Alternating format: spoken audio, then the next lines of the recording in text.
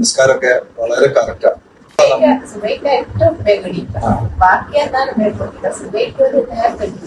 നമ്മളെ സംബന്ധിച്ചിടത്തോളം ഒരു കുട്ടി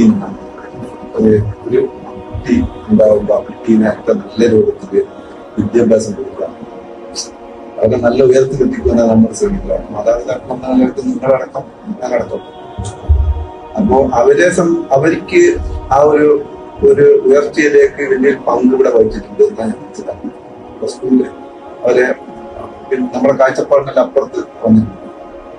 മനസ്സിലാവും അവര് സ്വഭാവങ്ങളും പിന്നെ അവര് നിസ്കാരമൊക്കെ വളരെ കറക്റ്റാണ്.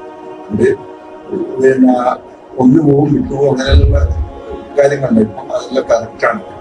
തീർച്ചയായും